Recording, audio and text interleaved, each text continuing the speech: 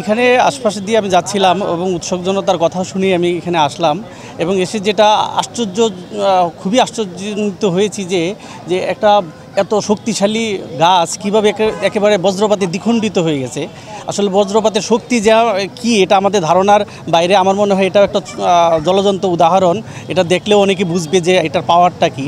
আর এমনিতেই গত কয়েকদিন ধরে আমরা দেখতে পাচ্ছিলাম যে বিভিন্ন পত্রপত্রিকায় এবার বজ্রপাতে প্রচুর মানুষ মারা যাচ্ছে। বিগত একদিনে 24 ঘন্টায় দেখলাম 12-13 জন মানুষ মারা গিয়েছে। তো সুতরাং এটা দেখেও মানুষকে সচেতন হতে হবে। পরে বাড়িতে বৃষ্টি ভাব দেখলাম, দেখার পরে বিকট একটা আওয়াজ শুনলাম যে এই রোডের মধ্যে। তো সবাই বলতেছে যে এই রোড কলেজের মধ্যে বজ্রপাত হয়ে একটা গাছ 2 ভাগ হয়ে গেছে। আমি সকালে এসে একদিন দেখে গেলাম, দেখে আশ্চর্য হয়ে গেলাম যে আসলে বজ্রপাতের কী শক্তি, উপরওয়ালা কী শক্তি এটা। তো ভাবলাম যে বিকেলে বাচ্চাদের নিয়ে দেখায় নিয়েছি, বাচ্চারা দেখুক একটু, শিখুক একটু যে এটা কী একটা আশ্চর্য ব্যাপার।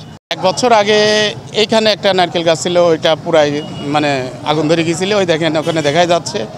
আবার এই বছর পড়লো এখানে, তার আগে পড়ছিল এই নারকেল গাছের উপরে পাশাপাশি একই জায়গায় 10-12 ফিট ফাঁকাফাঁকি। মানে দেখলে বুঝবেন, ওই যে ওইখানে দেখা যাচ্ছে, দেখেন নারকেল গাছ এখনও পুরা দেখা যাচ্ছে।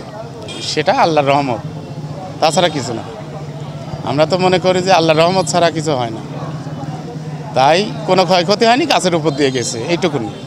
আমরা শহর অঞ্চলে এরকম বজ্রপাতের ঘটনা আমরা এর আগে দেখিনি।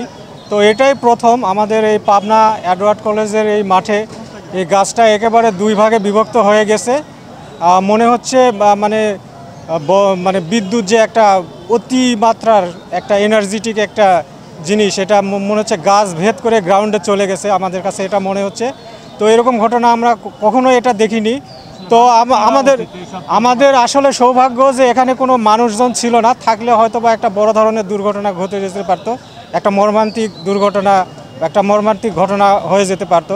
বজ্রপাতের সময় আসলে আমাদের মানে পারতপক্ষে ঘর থেকে না বের হওয়াই উত্তম।